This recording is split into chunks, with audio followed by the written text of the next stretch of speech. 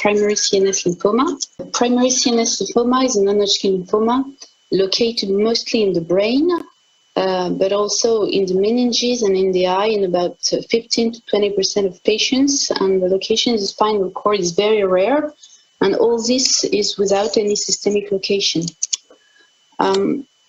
Nowadays, the only identified risk factor is immunodeficiency due to HIV virus or immunosuppressive therapy, but currently immunocompetent patients are far more numerous than immunocompromised patients. The median age at diagnosis is rather high, about 70 years, with a sex ratio about 1.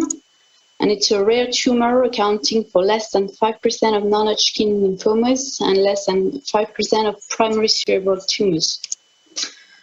The symptoms at diagnosis are non-specific symptoms that we can see in all cerebral tumors. To note that epilepsy is rather rare in the tumor. It is always important to find to look for ocular symptoms that are generally mild, and there are little changes in general condition in most cases. The onset of the symptoms is subacute with median delay between first symptoms and diagnosis of a few weeks generally, and the disease that progresses rapidly with frequent disability at diagnosis. Regarding MRI features, the typical features is a tumor located deeply in the brain and in periventricular areas, or like here, aspect of ventriculitis. And what is typical is this intense and homogeneous contrast enhancement like snowball or cotton. The lesion might be unique in half of the patients or multiple in half of the patients with very variable edema. There are also atypical radiological features in some patients. The first thing that can be difficult is when there is a lack of contrast enhancement. For instance, in this focal lesion without contrast enhancement, or more difficult diffuse lesions without contrast enhancement, and an aspect of leukoencephalopathy corresponding to what we call lymphomatosis cerebri, with on the histology spread CD20 positive tumoral lymphocytes. Other atypical radiological features with this pseudomeningioma lesion corresponding to particular histopathology, which is dural marginal zone lymphoma with those little lymphocytes.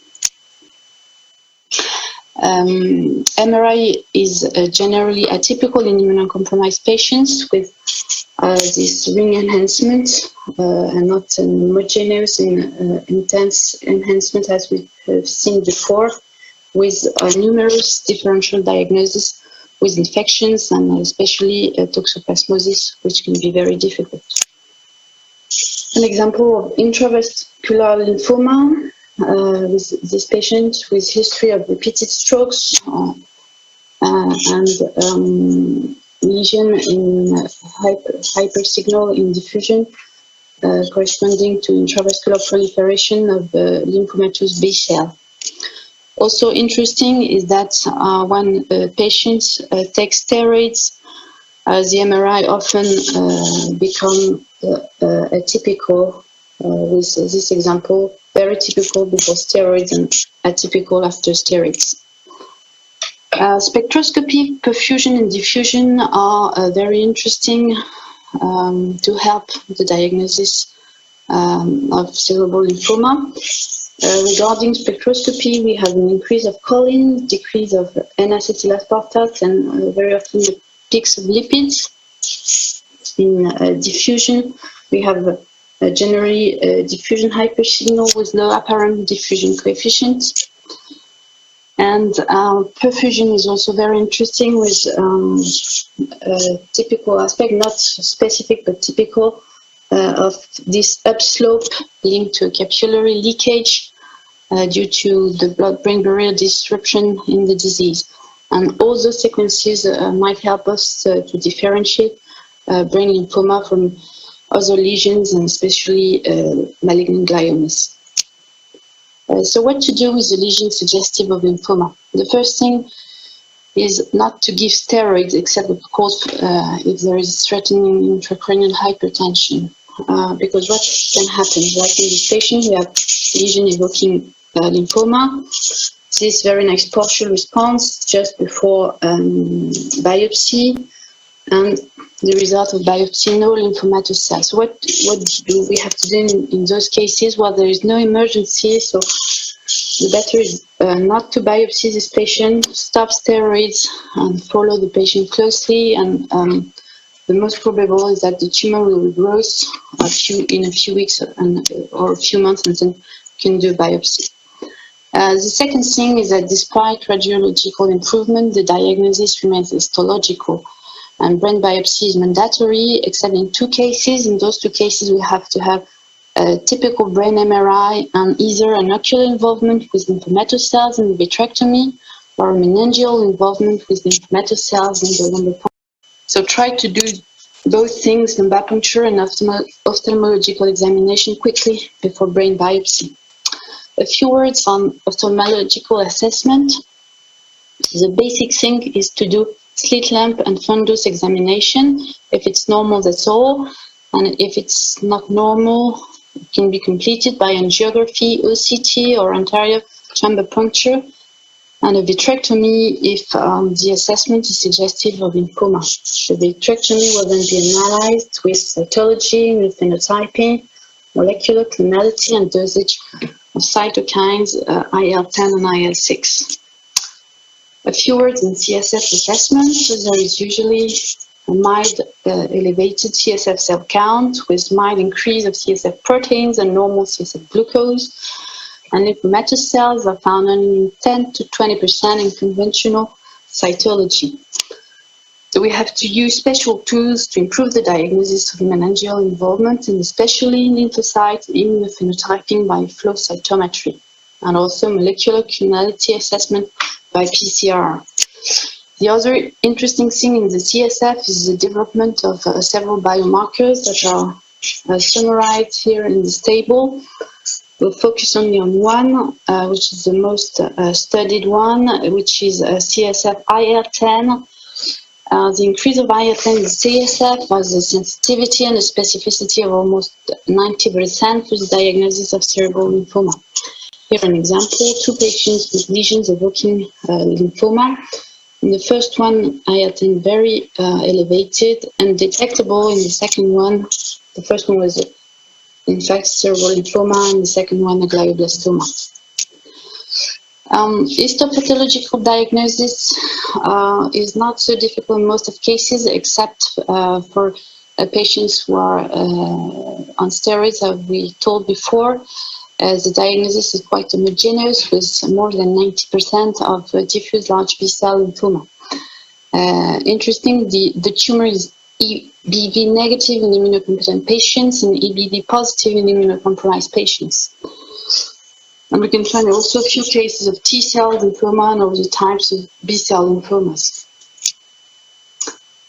Once we have the diagnosis of lymphoma, there must be an assessment to exclude systemic lymphoma with 2 important exams, full body CT scan and FDG PET scan. This workup will be positive in less than 10% of patients, so it is important not to delay too much the beginning of the treatment in that disease that progresses very rapidly. But if it is positive, the treatment will be very different. Let's talk now about the treatment of the disease and a few words on the principle of treatments. The first thing is that it is a diffuse tumor, so that local treatments are not efficient. So we forget surgery and focal radiotherapy to concentrate on chemotherapy and whole brain radiotherapy. Second thing, it is very chemo and radio-sensitive tumor, not like gliomas.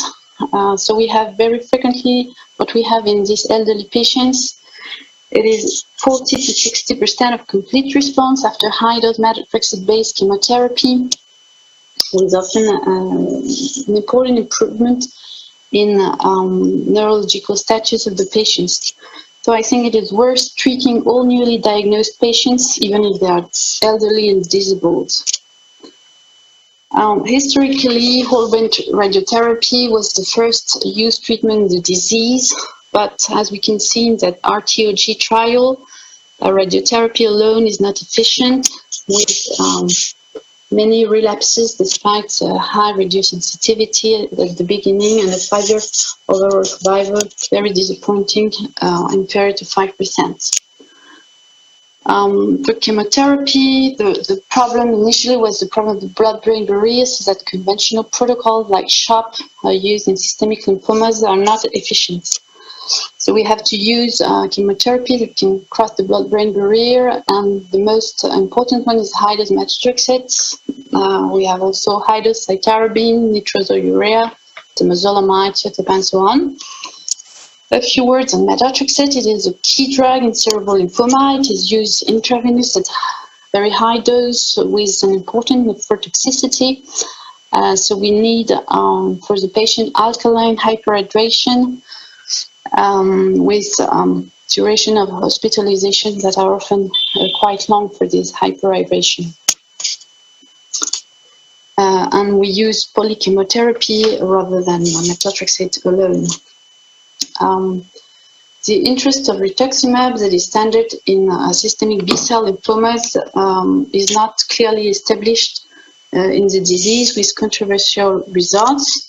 We've had recently this phase 3 study that showed no benefit in terms of PFS or OS between one arm with rituximab in red and one arm without rituximab in blue. Maybe there was an effect for patients inferior to 60 years in PFS with patients with rituximab that seems to do better. On the other hand, we have the results of this randomized phase 2 study showing that in the arms with rituximab, the response rate was significantly higher than in the arm without rituximab. So, what after we've seen that whole brain radiotherapy alone was not efficient, methotrexate was the key drug. So the standard treatment in the 19s and in the early 20,000 years was the association of high-dose methotrexate-based chemotherapy followed by consolidation whole brain radiotherapy. And you see with median overall survival of about 3 to 4 years, and 5-year overall survival much better than what we've seen with whole brain radiotherapy alone. But with this treatment, there is high risk of neurotoxicity. As you can see in this patient treated 10 years ago with this association, and we developed progressively dementia and gait disorders linked to post-treatment leukoencephalopathy and cerebral atrophy. If we look at this more precisely, we can see that the risk of neurotoxicity increases in elderly patients. It is very important in patients aged more than 60 years, and it occurs very early in the course of the disease, whereas it occurs later in patients, in younger patients, and in proportion not in a so high proportion. So that whole brain radiotherapy was progressively abandoned in elderly patients to do chemotherapy alone, a high-dose methotrexate-based chemotherapy, with some efficiency, overall survival between 14 months to 3 years, and correct rate of neurotoxicity. Alternative options of consolidation have been searched, and the one that is most employed is intensive chemotherapy with autologous stem cell transplantation. It has first been studied at relapse with very promising results, as you can see, median overall survival of almost 5 years. Then it has been studied in first-line treatment, and we had recently the results of 2 randomized phase 2 trials with quite the same design, a high-dose methotrexate-based chemotherapy, and then randomization with one arm of autografts and the other arm of whole brain radiotherapy. Here are the results.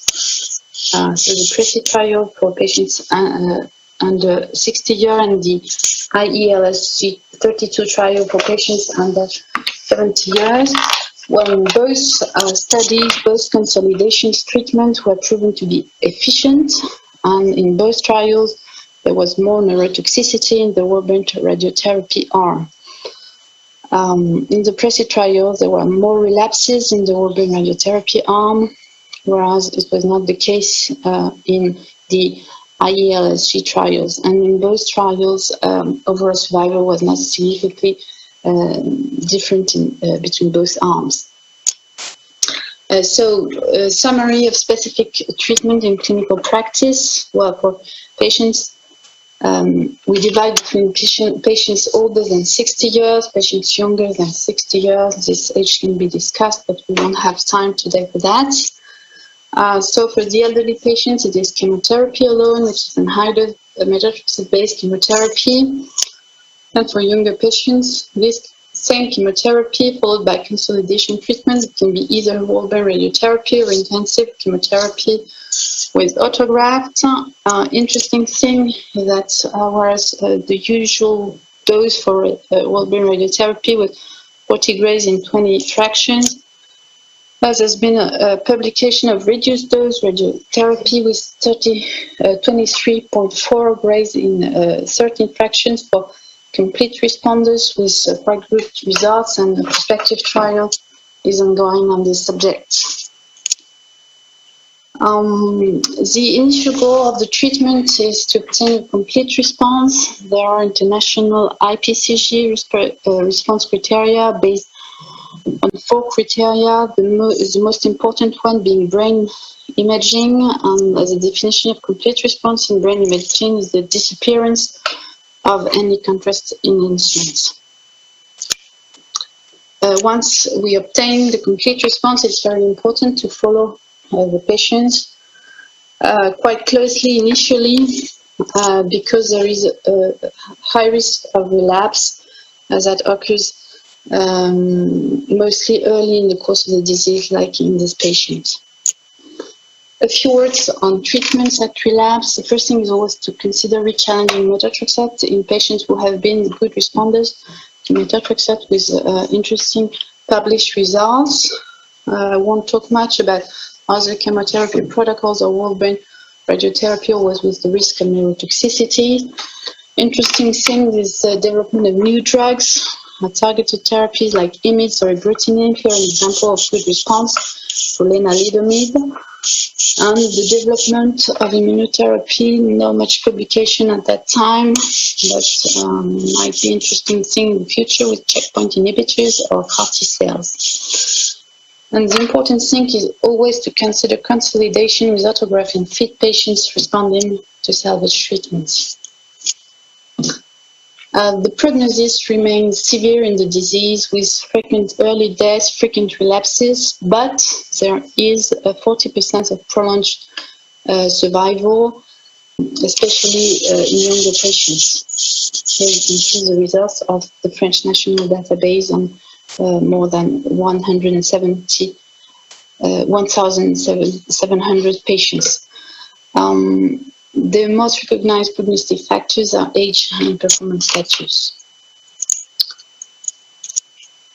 So a summary on the disease. The disease mainly affects immunocompetent elderly rather than immunocompromised patients with non-specific clinical symptoms but with frequent disability at the diagnosis. We've seen the typical MRI features, but remember there are numerous diagnostic pitfalls.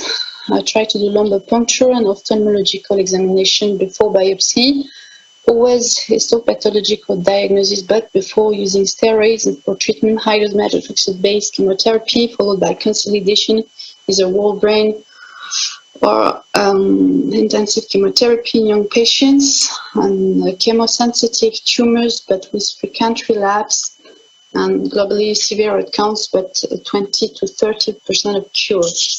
Well, thank you for your attention, and we'll be happy to answer your questions.